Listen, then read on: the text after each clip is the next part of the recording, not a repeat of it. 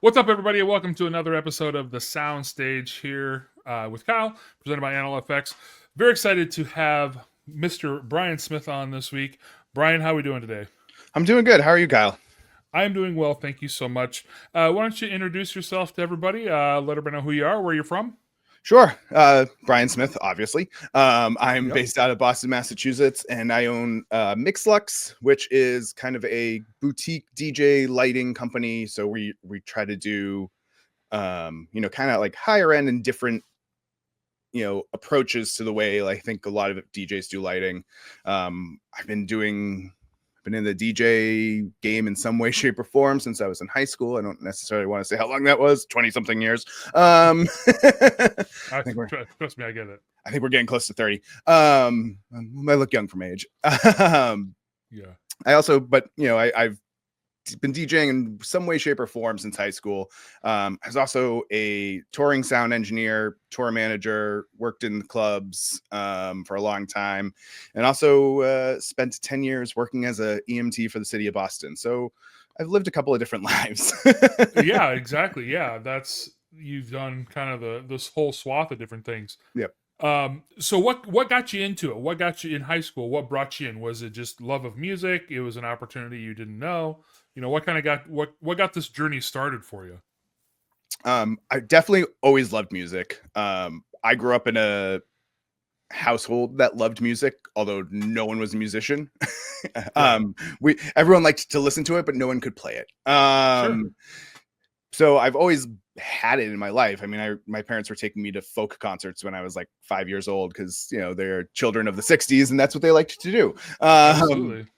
And I grew up with that, and then when I got to high school, I started DJing because I thought it was going to make girls like me and make me cool.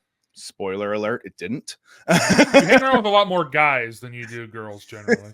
yeah, it definitely did not have the effect, but I still liked it. I still enjoyed it, and I kept on doing it for a while. Once I got into college, I kind of wasn't doing it as much just because I was working on the sound engineering thing so much. So, and then when I came back to Boston, so I actually went to school in Chicago, came back to Boston, started touring with punk rock bands, doing tour managing, working in clubs. So it was really kind of like on the sidelines. Every once in a while I would do something, and then I started to pick it up again when I actually became an EMT because I missed the music and I missed the events, and I missed being around it. So I brought it kind of back then, and then here I am. It'll be 3 years of full time in January, and it's the best thing I did. It takes a while to like figure out where you're trying to go and what you're trying to do and where you want to be, and now that I'm in my 40s, I feel like I figured it out. So yeah, I mean, it does it takes so long to do that. I started doing for NLFX. I just started working here last year, and I'm the same thing. I'm 41 now, and I feel like, hey, I actually found something that I like to do, and I'm good at it. Yep. And I had the DJ thing, obviously, and all that kind of stuff, but for an actual job, I'm just like, oh, this doesn't feel like a job to me. It just feels like, hey, this is something awesome that I get to do, and talk about the stuff that I'm super passionate about with other passionate people, and it's just been a godsend for me and my family. So it's been fantastic. So I totally get that side of it. So when you're doing this stuff like in high school and all that kind of stuff, was it just like school dances, or were you branching out? Were you doing weddings and stuff back then, or were you? I definitely did like my first wedding when I was in high school. Okay. How and old? Like roughly how old? It's probably like 17. Yeah. Okay. So because I did my first wedding when I was a sophomore. Did I do well? I didn't say that. I said that I did my first wedding when I was a sophomore. I didn't say that I did well either. Yeah, I like I said, I started DJing in 6th grade. So, and again, it was school stuff. It was because me and my friend Joel, who I started doing it with, we were the music heads. We had all the CDs, we had all the things, and so they're like, "Oh, you guys like music?" And we were trying to do dances. So like, here, you get to play the music. Like, okay, cool. And then I just realized how much fun it was. And yeah, so to totally get that. And so So you started doing those, and and then did you not move to the clubs until you went to the college, or you didn't really do that in college either? No, Or I didn't really do it in college either. Just because at that point it was just so much doing just like the live music thing. So like when I say like doing clubs, like I mean more working in like the live music clubs. So I gotcha, was, yeah. doing front of house for, the locals, the openers, sometimes doing them for the touring bands. So, I worked in a couple of different venues.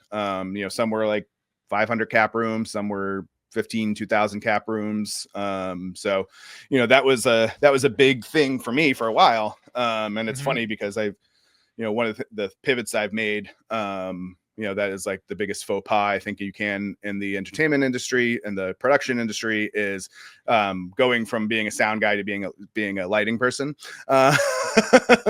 Yeah, there are different worlds. Yep. Yeah, I'm that old sound guy that decided to give lighting a shot. Yeah, hey, that's all right. So, But hey, we gotta be we gotta be good at all things, yes. especially as DJs. So I think that really helps you out there. So the sound engineering part, what was it that made you really want to do that in college? Was it just again like love of music? You wanted to be around it all the time, and so you thought doing that Yeah. would help you out, or So um, when I was in high school, I did join the school band, bass clarinet player right here. yeah, um, trumpet? I played guitar and could play bass, but I wasn't really good at any of them. But I still loved the Same. music. But like I recognized that I wasn't the most talented, like player. So my high school band teacher ended up, we didn't really have like an AV club in my school. It's just like whenever we needed sound or whatever like that, it was just the band that did it. And so I ended up becoming like the de facto sound guy for the school. And then I ended up working with a youth program here in Boston that actually does like a full on like sound engineer training program for teens. Okay. So I worked with them, and we would every summer we would put on a concert series. So it would be like Wednesdays and Sundays, and we got to do the full production and do everything. So like that was kind of like I just loved doing that. So that I Yeah. actually ended up going to school for it. And so that was my college career. Is a lot of people didn't think you could go to college for that, and I wasn't sure that I really could either, but I did. Yeah. I'm not sure you can either, but I did. Yeah. So I went to Columbia College in Chicago. Great school, great program. Learned a whole lot there. Met a lot of cool people. Some people who, if it's been a long time, I'm still friends with to this day. So That's it awesome. was a good experience. And then moved back to Boston, and I, grew up.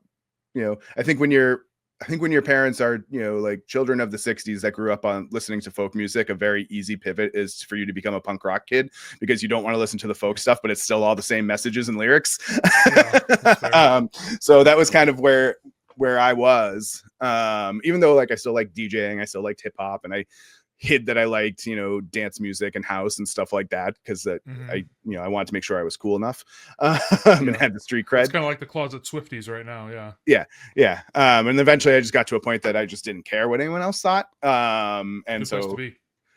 I still like going to dingy punk rock shows and dive bars. And I also like going out to the clubs when I'm in Vegas for a conference. Like both are perfectly fine with me. No, that's good, but that also gives you that well-rounded thing. I have this thing that I am a child of the Midwest who doesn't like country music.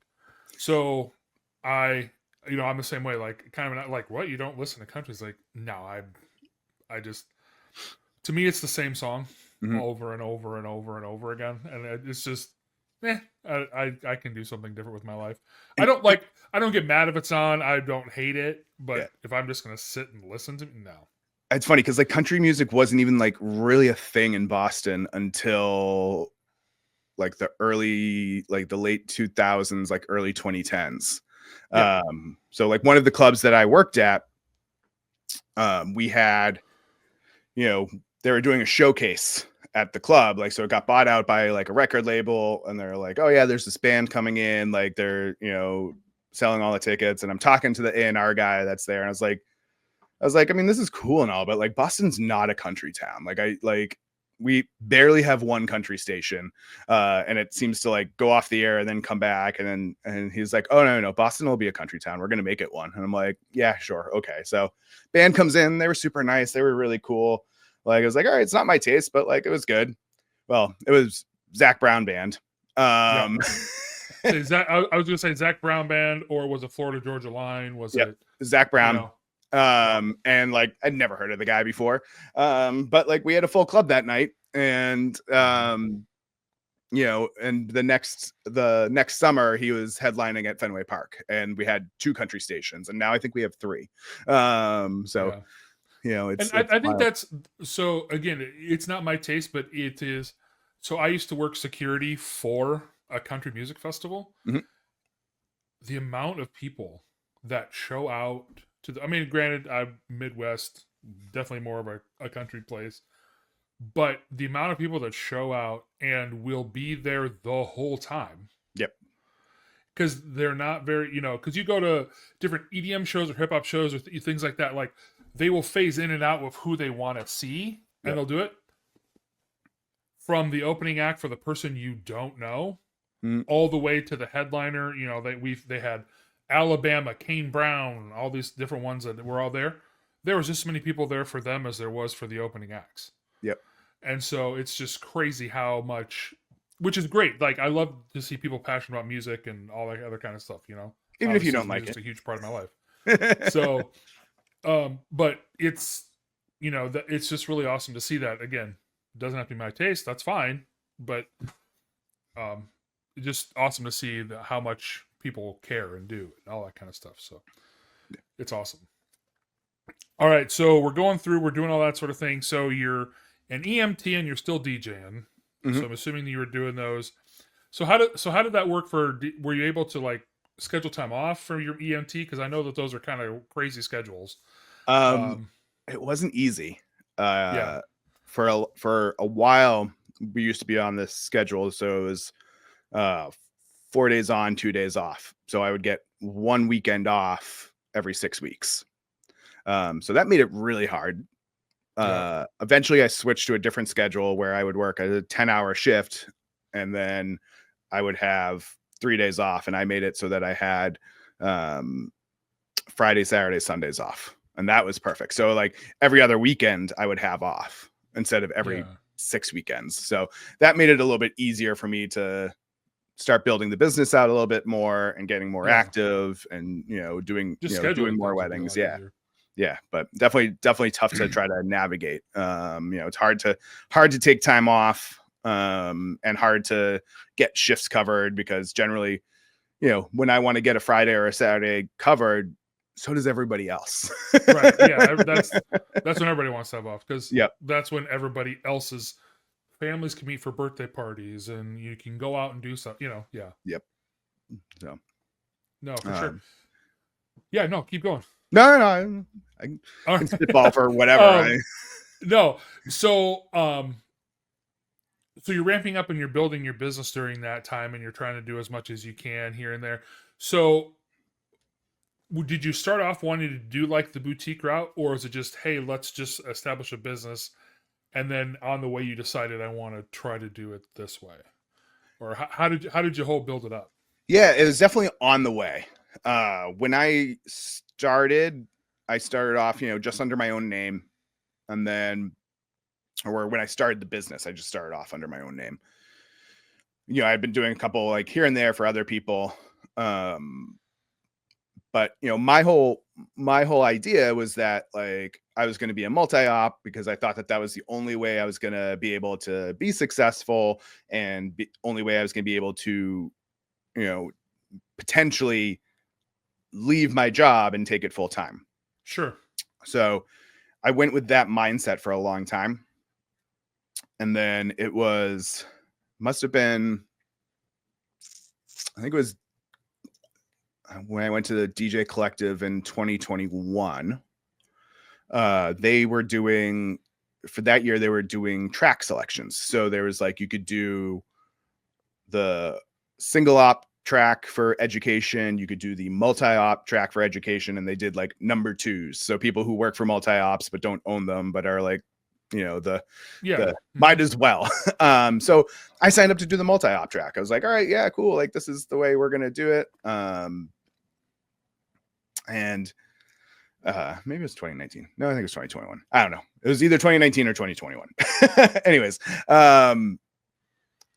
so I signed up for that, and I found myself aligning more and hanging out and talking more with all the single op guys than the multi-op guys. Like, the whole multi-op thing for me just didn't, in that time, it just didn't make sense to me. Because I was watching all these guys, and like, this is no knock or shade to any of them. I mean, a lot of these guys are great friends of mine, but they were so much more focused in the operations and the business end of things. And a lot of them had started to like not DJ as much, and they were just more invested in the business part of it rather than the creative part of it. And I was just like, I didn't get into this to be a business person. I got into this to be creative. Like, don't get me wrong. I understand, like, you need to be a business person. Like, you need to understand it. You need to learn it. And if you can't or don't want to do those things, then you need to hire people to do it for you. But like, it was just they were so focused on developing that end of things. And, I didn't see many people that were doing the more creative things or trying to come up with new stuff or trying to, do different things in their performance and their playing style. And again, like, nothing wrong with that, but I was just like, this isn't quite for me. I don't think this is the way I want to do it. So I ended up, by the end of the week, it was like probably the last night that we're there. And, shout out to, Drew Pierce, Drew and Fuse Show, DMS. Drew and I are sitting at the bar having drinks, and I was like, yeah, I don't know that this multi-op thing is the thing for me. And he was like, I get it, bro. Like, he's like, I did that for years, and he's just like, it wasn't for me either. And it's okay. Like, you can still do this and be successful and not be a multi-op. It is possible for you to do it. And so as I kind of like learned talking to him and talking to my other friends that were there that were single ops, I was like, yeah, I'm going to make the switch. That's going to be more of the single op, life for me. So, I mean, yes, I do have a company name, and yes, I do have some production staff that come with me, but when it comes to the DJing, it's me. Yeah, it's a one-man show. Yeah. Yeah, it's me. So, and I think that was the right move. So, one of the things that I learned, and I think that's what's brought me on to doing kind of like trying to do the more boutique kind of thing with it, is, yes, you can be successful as a single op, as a full-time job, but you need to be catering to a different type of client. So that is kind of where I started to focus on, okay, I need to build up, working with the higher end wedding planners, working in the higher end venues, the people who have bigger budgets. And I also understood that, like, not only do I need to work with the people with bigger budgets, but I have to show up for that money as well. Like, I need to make sure that, like, the experience that they're getting from me as just a client experience, a performance experience, a, overall production design experience, like, is much more elevated than what I had been doing. So that's kind of how I got there. And it's still a journey. It's not like cut and dry, like, oh, I just decide I'm gonna work with these, oh yeah, no. 6-figure budget weddings, and it happens. Like, I'm still working with the $50,000 wedding budget, and I'm also working with the $150,000 wedding budget or $200,000 wedding budget. So you've got to. It's tough to navigate because you want to, the clients and what you want to put on, but you also know that you have to, like, still do the work and be in the trenches and be humble. Yeah.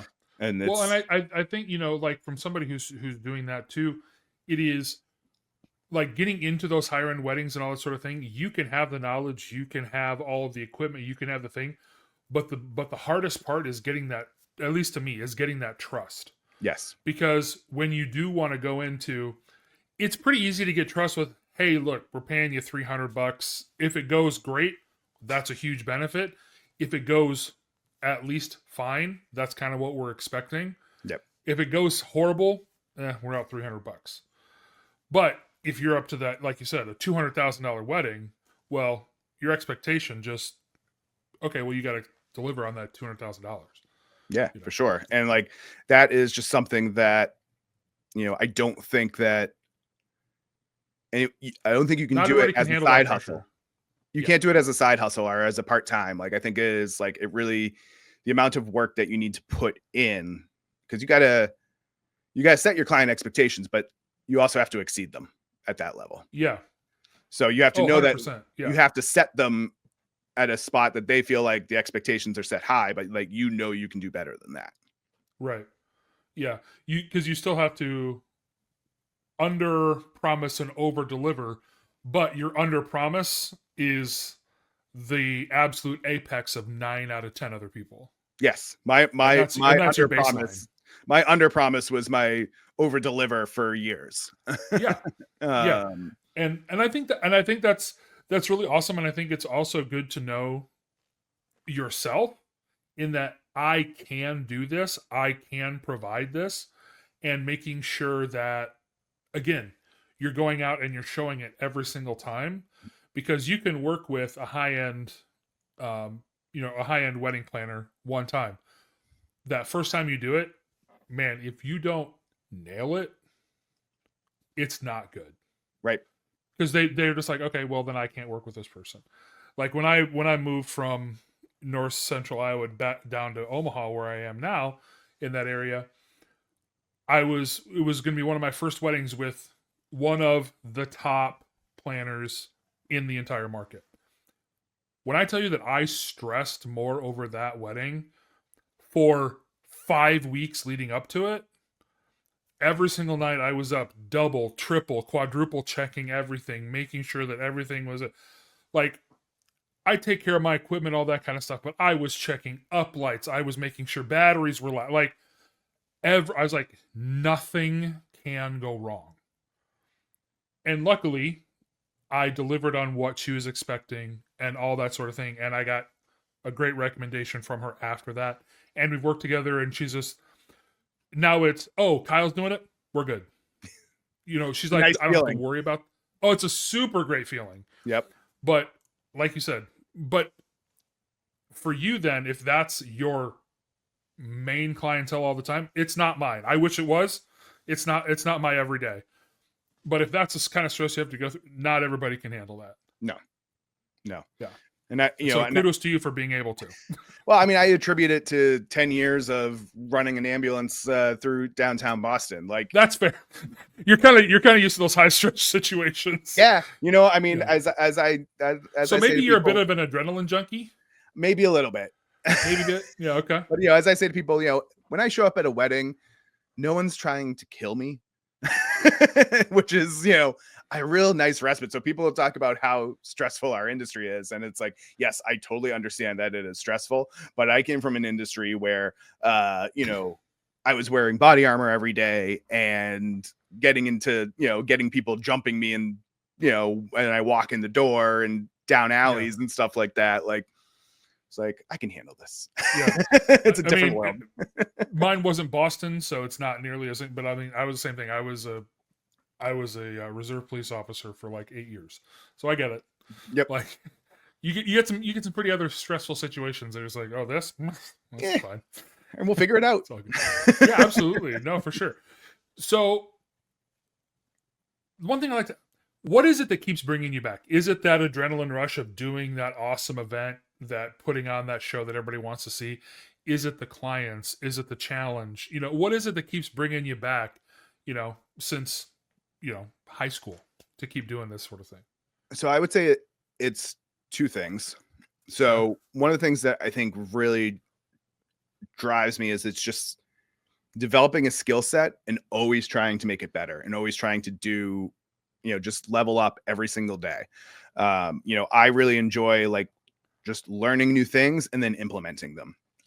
So like my events are the way I get to implement those things. So learning more about lighting, and I fell into the lighting end of things. But learning more about that, learning how to mix better, sure, I was a touring sound engineer. I'm still learning stuff about sound and like learning things that I forgot and like re-implementing them, like always just trying to get better.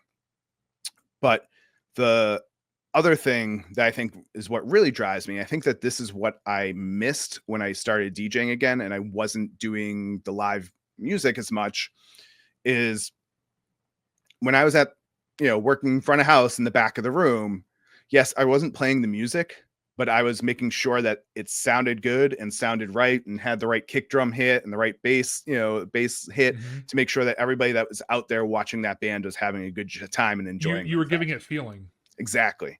And that's what I get from DJing is I'm not like, it's not my music, but I'm facilitating the music to the people that are there to have a good time and ensuring that they're having a good time. And like, that's the way I looked at like being a sound engineer. Like I wasn't the musician, I wasn't playing the music, but like if it sounded like crap or wasn't loud enough, like people aren't going to enjoy it as much, even if they don't say it, even if it's subconscious. So that's very much like, that's what drives me for sure, is just like being able, like, those nights where like, you are managed to like lock that crowd in and you just sync up with them like right off the bat and you can do no wrong and play no wrong song for the entire night. Like that's like the dream, right? Like, where you just go on autopilot. And that's what I'm always chasing. I feel like is like that feeling is that like, I've got them in the palm of my hand. I can play whatever I want and they're going to have a good time and they're going to love every second of it. Yeah. And I wish that I could do even more of those, but as good as I think that I am, I still think that it's, maybe 10 times a year that you get that. You're just, you're so in tune and you're going and you're doing it. You can't do any wrong. And it's not going to be every wedding. I mean, it's not every wedding for me. And like, I think people always expect like, the most cliche thing I think in the DJ industry is, oh, we pack dance floors. Well, what DJ is going to say that they don't pack a dance floor? Right. So yeah. Do I pack dance floors most of the time? Yes, I do. But there's sometimes that there are dance floors that, no matter what you do, the crowd's just not going to be that crowd. And, whether you're just starting out in the industry or whether you've been doing this forever, you're going to have those crowds. Yeah, no, for sure.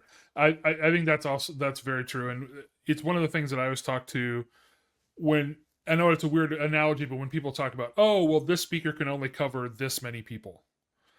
It's like, okay, like, Evolve 50s, you can't do 200 people weddings with an Evolve 50.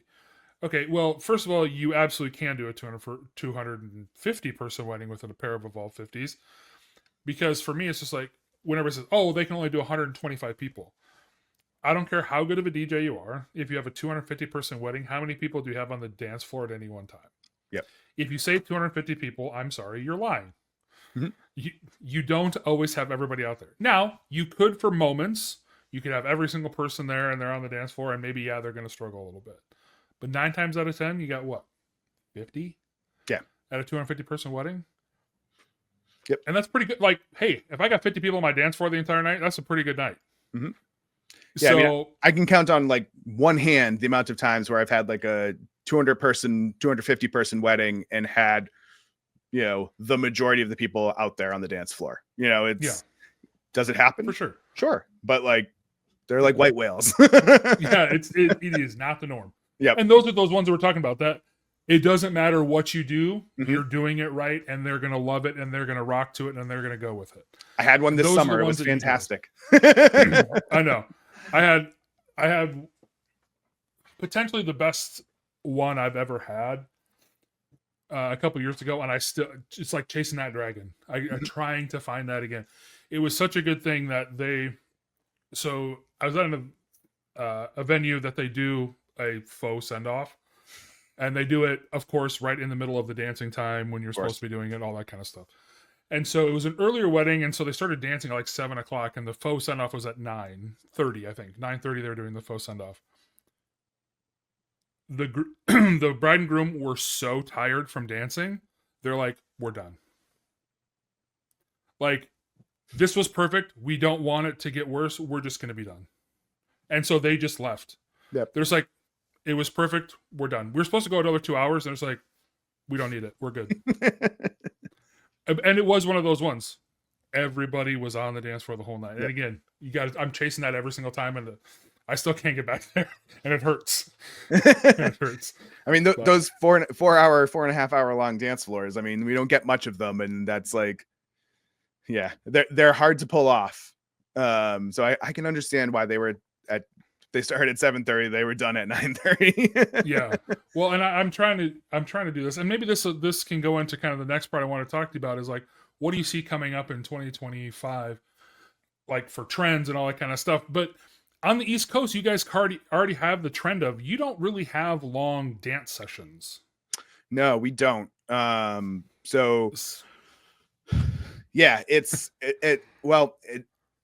kind of crazy. So I mean, I think a lot of people have like picked up on like that whole like New York, New Jersey style where they do like dancing in between dinner courses, and like that, like, just make it very clear that is a like New Jersey thing. Okay, that is so not like a that's not an Northeast. East Coast thing. That is I not was like under a the Northeast impression it was thing. just an East Coast thing. So No, like that is like very definitely New Jersey, sometimes in New York. But I mean, like, I've done weddings in Manhattan where we haven't done that.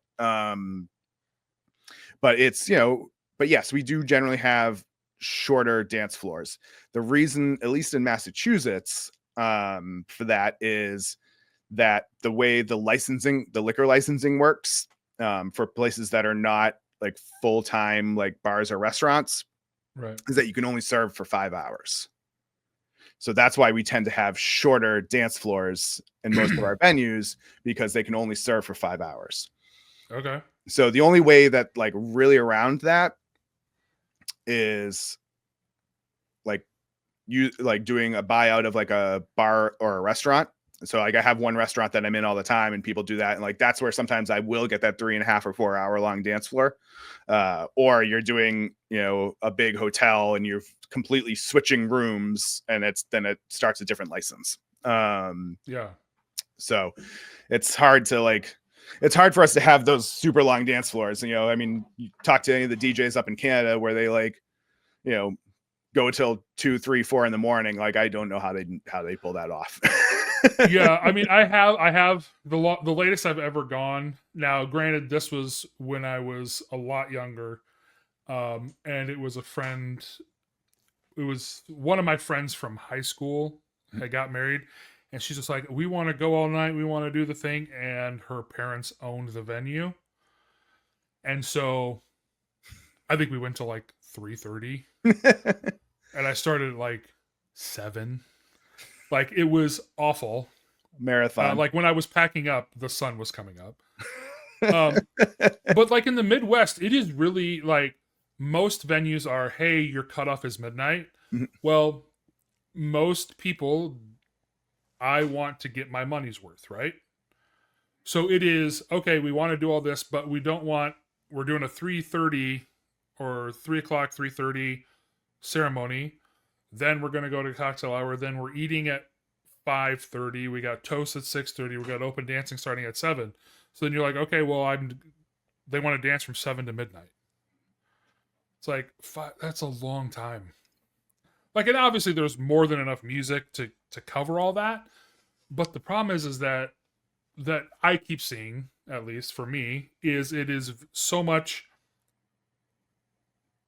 They dance really, really hard for the first hour and a half or 2 hours, and then they're gone for 2 hours. Yep. And then it's very sporadic for 2 hours, and then that last half an hour, it's like, oh well, we need to dance a whole bunch more, and so then the last 30 minutes are good. And then that's when you get all the requests too. Well, you get all the requests then, and it's also there's 18 people left. Yeah. And so that's where it gets to me. It's just like, can we just make this like 3 hours long, and then I can dance you hard the whole time, and then you just go home exhausted and you're good? Yeah. And then if you want to keep drinking, go to the bar. Yes. Go to the bar and finish the night. But yeah. I mean, I like. So 2 to 3 do you see hours anything as far as like trends of 2025 that you're hearing out there, or stuff that's going on? Yeah, so for sure, I'm starting to see some things. I've done a couple of these, and I think that I will be doing more. Is where we're doing much less of like the typical format. So I think the cocktail style wedding is going to get more and more popular.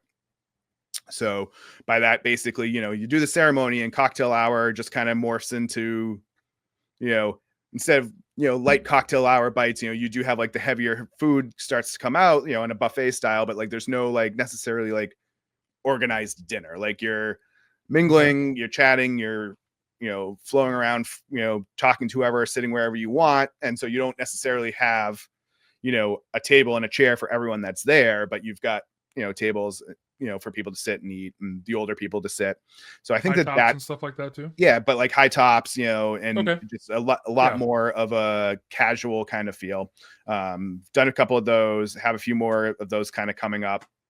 So I think that that's definitely something that's going to start to catch on, because I think, I think that, we're less of the millennials are our clients at this point, and we're definitely moving more into the Gen Z. And I think that, the traditions are tired to them, and they want to do something different. They want it to be a good experience. They want it to be fun, but they don't want necessarily all the pomp and circumstance.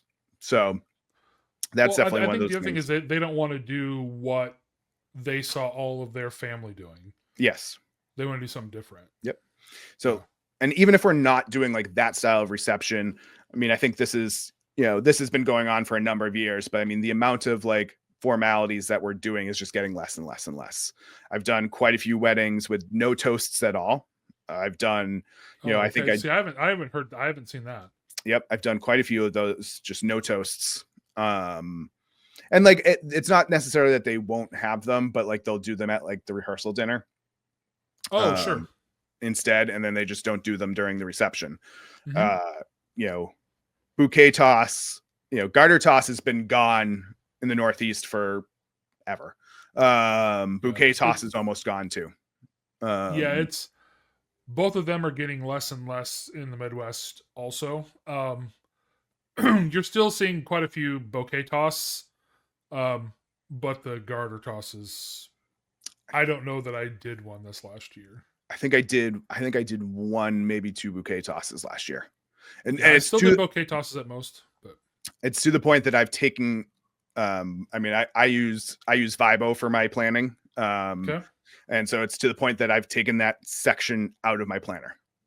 Okay. So like it's a template, so I can pop it back in if I need it. Pop it in, pop it out. Yeah. But like it's not even, I don't even have it there anymore.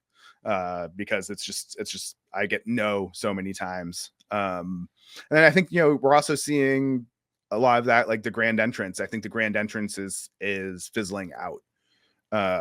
Oh, really? Okay. Yeah, I've done, I've definitely still done the big wedding party, entrances, but I've had a lot of couples that just don't want to do it at all, or we just introduced the couple. So I've had a few of those where it's just, hey, we just want to do us. The other thing with the grand entrances that I found that, because like, my couples will be like, yeah, I don't know if I really want to do that. But the one that has worked with them for a lot of them, they were like, oh yeah, that's a cool idea. As we do like the squad entrance. So, you bring in all the groomsmen at once and you bring in all the bridesmaids at once. Yeah. I've been doing that a lot too. That one's definitely picking up, because I think people are like, yeah, it gets old when you're doing, every couple and they overlap their own song. And it's just like this whole ordeal. I'm going to say I do like the squad entrances, because I feel like it's more energy than just the two people coming in, absolutely, single file and all that kind of stuff. Because like what I have noticed when I do that is that a lot of it'll be either whoever goes first, the bridesmaids or the groomsmen, whichever one. Well, then that next one that comes in, they want to one up them. Yep. They want to be, oh, well, you did that. Okay, well, we're going to do this. And so like, I think that really brings up the energy and gets it really excited for when the bride and groom come in. So yeah, I really like those. We've even done it where it's the whole wedding party. So like we'll bring in the parents and then we'll bring in the groomsmen and the bridesmaids at the same time, and then the couple, and then it's done. And so I think that, I think that people are catching on to like, either they don't want to do those things, or they're catching on that like they can be long and dragged out and they can kill energy, even if the groomsman is showing off on their way in. Like, I think that people are looking for that way to like maintain the energy. And I think that is such like an important thing especially for weddings, is you want to build up the energy and maintain it, Mm-hmm. Especially, when you have diverse groups of people, ages, if you're starting to cater one way or the other, I think it can kill things. And that's one of the things I talk with my clients about all the time. It's just like, we want to build the energy or maintain it. It's like the only time I ever want to drop the energy is at the beginning of dinner, just so people can talk and have a break. But like, coming out of your ceremony, your recessional, I want it to be fun. It should be fun and upbeat, because that's going to set the tone for the rest of the night. Yeah. Cocktail hour shouldn't be like mellow. It should be upbeat, fun music. Maybe not necessarily dance floor songs, but like upbeat stuff. And then beginning of dinner, we bring it down, but like, we have to ramp it back up to dance floor level by the end of dinner. And that's kind of been the strategy that I've been using the past couple of years, and it's worked out really, really well. Where I really made the flip was, I had a couple of these, and there was one specific wedding that they really wanted to do the Bridgerton theme. So like, so I would do like a Bridgerton theme cocktail hour and then whatever dinner, but like, there was one that they wanted that all the way through dinner. And that dance floor was tough. It was so hard to get people going, because like, it was just like, just kind of zaps you. Like the Bridgerton stuff, like the Vitamin String Quartet, the, whatever, like that stuff is fun for a little bit. Like, oh, that's cool. Like, oh, I know this song, but it's, but like, I think just after a while, it just starts to drain people. It just gets to be background music. It's just noise. Yeah.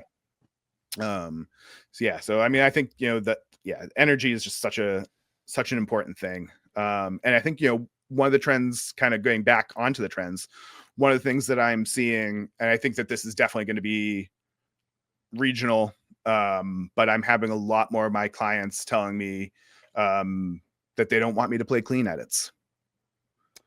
Yeah, I'm getting a lot of that too, and I don't know how I feel about, like, just me personally. I have a hard time with that at a wedding, or really kind of anytime, just because it's like, yeah, but there's kids here, and yeah, but there's this, and like, I don't want, like, I got 4 kids. I don't really want my kids listening to, Get Low unedited. I really don't. So it's like, I don't know. It's just, and obviously at some point it's just like, whatever it is. And I had one earlier this year that she's just like, I don't want any edits. And like, on her playlist was like WAP and My Neck, My Back. And like, because that's what her and her girls did all through college and the whole thing. So they're just, it was so uncomfortable, because they both sets of grandparents were still alive. They were still in there. I mean, and when I say they wanted it like at 8:00, 2 minutes after the dance started, that's when they wanted it to start. And so, okay. And the looks that I got, it's like, yeah, don't. It's definitely something. It definitely takes some navigation. With my clients, when that's like a preference, I say, I'm going to cater to that as much as I can. Some stuff I play, I'm going to play clean just because it's just what I have. Right. Or the version that I like is what I have, and I don't have a dirty, or I can't find a dirty version of it. But I always like to preface it like with that same exact thing. Like, all right, what are the ages of the kids that are going to be there? Like, if once you're in like preteen, teenager, like they already know all the words in those songs anyways. Like, I don't care. Yeah, you're not wrong. Like, we just gotta accept that and understand that. I'm a parent too, but I know how I was when I was 10, 11, 12. I knew what all those words were. Oh yeah. And the grandparents too. But we're also kind of getting to the point that the grandparents are more hip to that too now than they used to be. So because sometimes the grandparents are in their 60s. So they're not as put off by it. They weren't born in the 40s and the 50s like they were before. Yeah. And now we're, but what I do always have to have the conversation with them, like, who is there? And like, if you're, requesting Mo Bamba, like, I mean, like, whenever Mo Bamba shows up on my must plays, I'm like, I have to have the conversation, because there's really, like, you can't play it clean. Like, even if you do play it clean, everyone's going to sing out those words the iconic part of that song. But the conversation that I have with them is, I will play this for you guys, but I'm going to play it late. Like it's going to be like last hour. And that's what I try to do too. Like we can do all that. We can, turn it up, however you want to call it. But we're gonna do it later in the night just to make sure that at least most of the 6, 7, 8-year-olds have gone home, hopefully. But sometimes they haven't. And like with this particular one that I was talking about before, I mean, she's just like, nope, I don't. That's what I want for the night. It's like, okay, yep. And obviously it's like, hey, it's your wedding. You can have whatever you want, and that's fine, and I'll do that.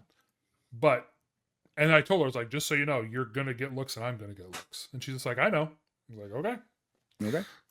If as long as you don't care, then it is what it is. No, but I think that's right, and I think the thing that I do really like about the trends that I'm seeing, even in the Midwest and stuff, because we're generally a season or 5 behind what other people do, just kind of depending.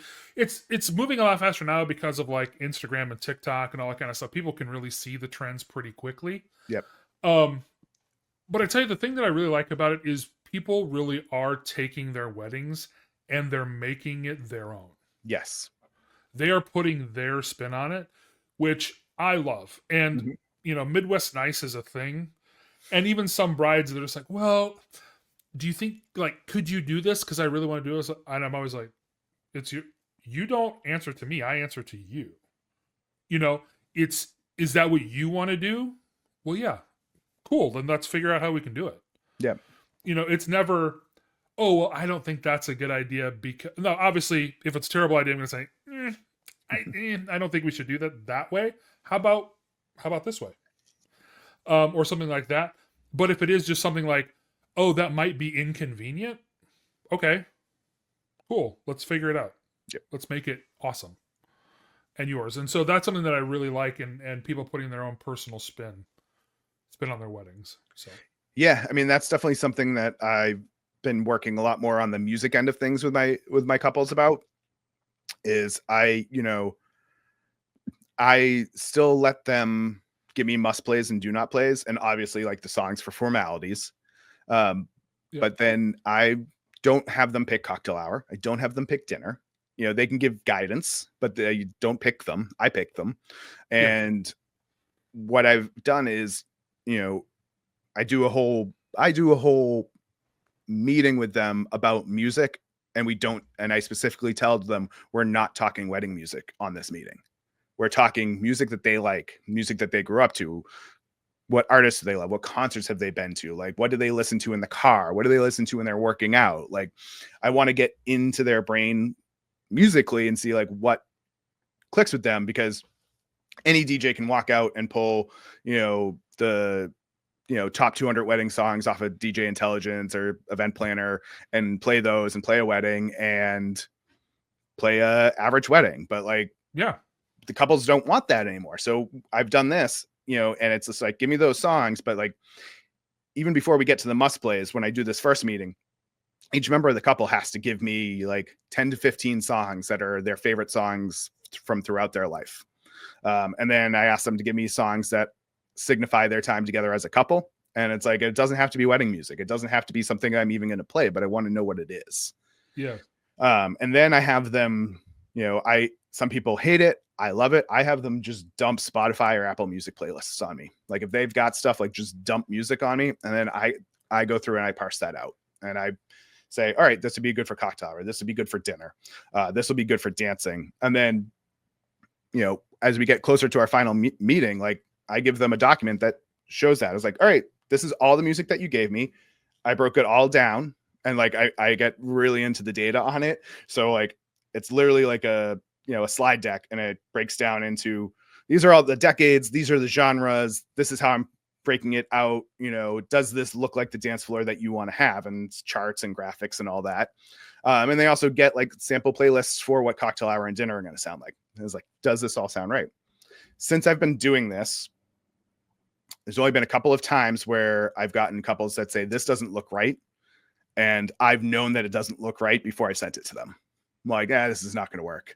And so I send it to them and they're like, oh yeah, no. And we go in and we fix it. I had one couple that they really loved kind of like the alt country, like Americana rock kind of thing. So like lots of like Noah Kahn and stuff like that on their playlist. And it was just because they dumped all their favorite playlists and there's stuff that they listen to all the time. And it's just like, from our earlier conversations, this doesn't look like the party you want to have. Yeah. Like there was some party music in there. There wasn't a ton. Match up here, yeah. And so I gave that to them. They're like, oh yeah. And so we sat there and we worked it out and we're like, okay. And then we got into details. But I will say that since I have adopted kind of this method of doing it, I have had my best weddings and my best dance floors I've ever had.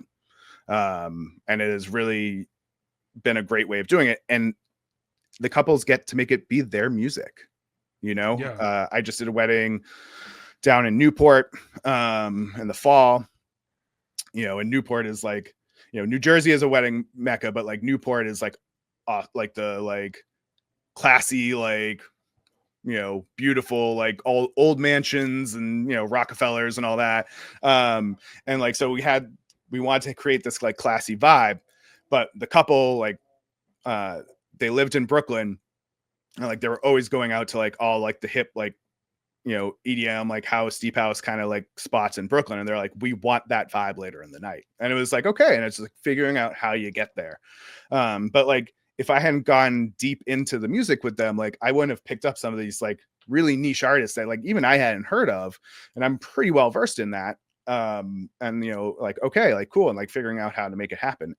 But it has led to my best weddings. I mean, I would say that of like the top 5 weddings that I've ever done, 3 of them were this year. And it was because of this method. Yeah. And I just, you know, we were talking about energy earlier too. And I kind of adopted, I switched things up a little bit because I used to have my big wedding crate and then I would have their songs, you know, and my prepare and, you know, kind of go through the genres and the decades, you know, throughout the night. And I stopped doing that. So I don't even play off of a wedding crate anymore. I don't even have one. I build it out based on what they're doing. And I start to build it in the way that like, if I'm playing a bar or a club, the way I build those crates. So like do like the early part of the night, the middle part of the night, you know, late night. And I just kind of slot stuff in and a lot of it's the music they've selected. And if, you know, they haven't given me a ton of dance floor music, you know, I just revert back to, you know, all right, how old are they? When did they graduate high school? And I just start kind of going through and popping things in based off of that. And it has really transformed my sets. It has really transformed my dance floors, my weddings, and it's great. Well, I think that's a really good thing. Like, I mean, I obviously talked to them about music and all that kind of stuff, but I guess I've never done that deep of a dive on what is, you know, send me your top 100 Spotify, Apple Music playlists, you know, send me all that. That's not something I've ever done. I have talked to them, you know, one of my big questions, especially like, because you know, they send you a grand entrance and you want this and these are your first dances, all this kind of stuff. But I really asked them like, okay, well, what vibe are you going for the whole night? Like, do you want high energy the whole time? Do you want highs and lows? Do you want to keep doing that? And I say that I'm not talking about the dance floor because later in the night, because obviously you just want that to be hyped and everybody wants to have a good time. Yeah. Because, you know, if you just ask people the generic question, well, what do you want for the night? I want everybody to be dancing and having a good time. Yep. Okay, well, that's pretty universal for all of them. Yep. But for that first part, what kind of vibe are you looking for? Are you looking very low key? Are you thinking, you know, because I had, I don't know, like 4 weddings in a row 2 years ago, I think it was. Anyway, like they were going for like very much Rat Pack during the thing. It's black and white. We're doing all this. Everybody's wearing black and white. You know, like very much that. Because for some reason, like 4 of my clients are all just, that's what they wanted. Yep. So then it's like, okay, so I'm just, you know, all Frank Sinatra and Dean Martin and, you know, Michael Bublé and, you know, all those sort of things for your dinner and cocktail music because that's what they want. That's the vibe they're going for. But then also if you can translate that into starting the night kind of like that with some more of those upbeat ones and doing all that kind of stuff to keep them engaged with what's going on and then ramp and go from there. But actually sitting down and just having a music meeting, I've never even thought about doing that. So that's, you know, changing lives over here, Brian Smith. You know, doing what I can. You know, it's yeah. You and full credit due. That idea came to me from Brian Bonacisi. So if the people don't know him, the Tribal DJ Blend podcast, and also one of the 3 that does the DJ Collective. So he gave me that, and then I also have to give a shout out, and I've taken it and made it my own. But on like doing all the documentation on the music, was my buddy Darrell Jones, whose company is Spark Entertainment, based out of Chicago. Although he lives in Atlanta, which is crazy to me that he commutes every weekend. But good for him. But it was his idea. Wow. He kind of cued me on to doing that. And then I kind of took it and ran with it and made it my own. And it's, and it's great. And I think, that's one of the great things about, our industry is when you find those people that are like, they're like, hey, this is what I'm doing. And it's definitely different, but like, this is why I'm doing it. And this is why I like it. Go run with it. Like, I think that is one of the things, like, those are the people in our industry that I think, you need to pay attention to, because they're totally there to help, and they want to help everyone improve and do things differently. I hate to say it, but like, we're a little bit of a cookie cutter industry. There's a lot of the same, and people are always like, well, how do you differentiate yourself? Yeah, well, people get lost in the noise. Yeah, this is how you differentiate yourself, is you do things differently. But you also have to explain why you do it differently. Well, and I think the hardest part about the industry, and maybe I'm just wrong on this, I don't know. Sometimes I feel like ours is one of the only industries that you can't tell somebody how you're different. You have to show them. Yeah. I feel like in so many different things. Oh, well, most companies do this, but I do this. When you break it down to us, every single DJ company who has uplighting, photo booths, I play music, I provide photo booth, I provide lighting. Oh, well, we have a planning meeting ahead of time. Well, you have a planning meeting ahead of time too. So do they. What's different about that? You actually have to show them the nuts and the bolts of why you're different. Yes. And your process. Well, and I think another, and again, maybe I'm wrong, I think a lot of people don't even really understand the difference until what I say you literally show them doing an event. Yeah. This is how I'm different.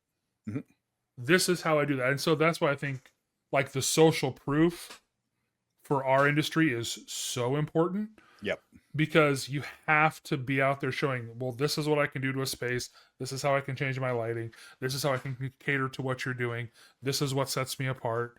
This, like all those little things. Because, when I used to work at a bank. I know you look at me and you just think financial advisor. But and I had a coworker who was getting ready to get married, and she knew that I DJ'd, and so she's like, "Oh, can you send me a quote, like what it would be?" And so, I sent her the quote, and she literally came to my office and she goes, "How can you justify charging me this much?" And I said, "Well, what do you mean?" And she's like, "I've talked to 5 other DJs, and they can do it for $1,200 less than you're charging me." I was like, "Okay, well, but why do you cost more?" I was like, do you like, I don't do this to, but I knew her. So I was like, well, do you actually want to know? And she's like, yeah. I was like, come on in. So I said, I'm like, so this is what I do for your wedding. And I walk through and do, after 54 steps of what we're doing, I was like, okay, now we're to the wedding day. Yes. Now you're doing what you're paying me for.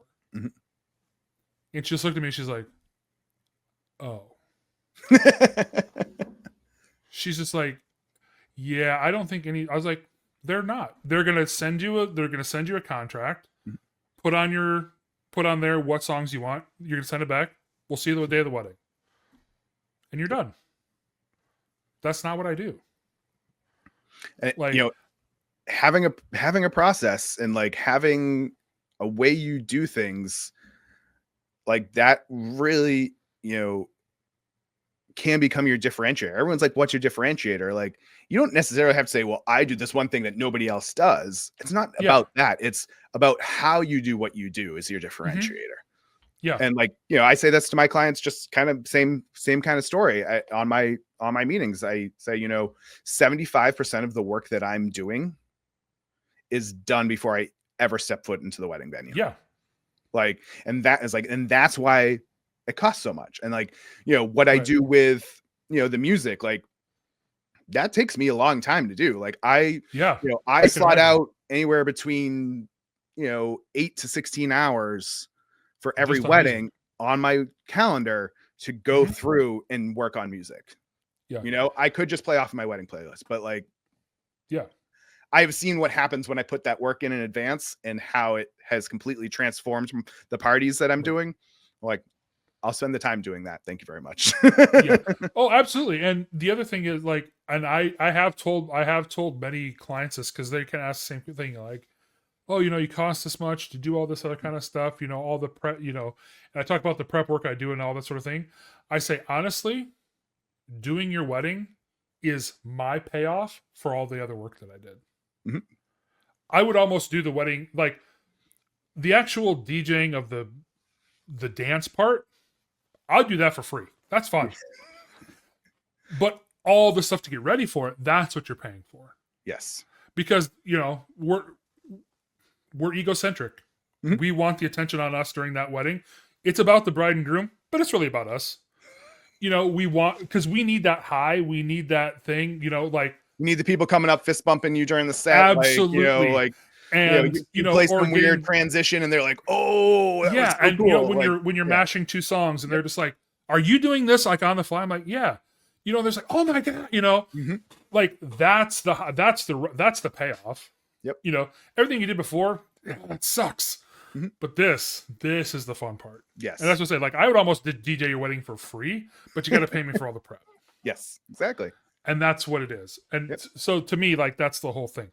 Like, up until the dance starts, you're paying me for all that. Once the dance starts, that part I'll do for free. That's fine. Throw that once in. I'm done, okay, the cleanup, I got to charge you for the cleanup and do all that kind of stuff. But I just think it's like that. And I think if you kind of go into it with that mentality of, look, 90% of the work is done before you ever show up, then I think that you're going to be really successful, because I think you're going about it the right way. Yeah. So I think that's awesome that you do it that way. So one other thing that we try to talk to everybody about, not to cut you off or anything like that, but so how did you eventually ever discover NLFX? Like, how did you come to meet Ben and Kat and everything like that? So Kat said she'd known you for quite a long time and all that sort of thing. So, yeah, I think I first met Ben must have been DJ Expo 2018. Okay. Right around then. And at that time, actually, I might have even actually met him at Mobile Beat that year. So I didn't even touch on the lighting stuff. So I got I went to Mobile Beat. I think it was 2017 or 2018. It's funny. I just found like the vendor pass. I think it's actually hanging up over there. I can't read it from here. My eyes are going. But world. So I started working with SoundSwitch very early on. I actually ended up being customer number 24 for SoundSwitch, and I will give you the Cliff Notes story, but I bought it, and I was looking around for people online that were using it, and like see if there was like people talking about it, and there was no one talking about it. So I was like, okay, I'm gonna start a Facebook group for people using SoundSwitch. Happened to find Matt Watkins, who is the guy who founded it, on Facebook, and invited him to join the group if he wanted to, and he did. Yeah. And that started a beautiful relationship. And it ended up, it was funny, it was probably about 2 weeks before that Mobile Beat, if that, he sends me a message and he's like, hey, are you going to this convention? And I was like, no, I'm like, I'd like to, but I wasn't planning on it. He's like, do you think you can? Because I don't want to fly from New Zealand to go to this, because it's 20 hours of travel and wildness. And I was like, sure. So that was kind of like the beginning of me kind of doing some consulting work with them. And they sent me, and I was representing Sound Switch in the Chauvet booth at Mobile Beat. Because at that point I think there was some possibility of them joining forces.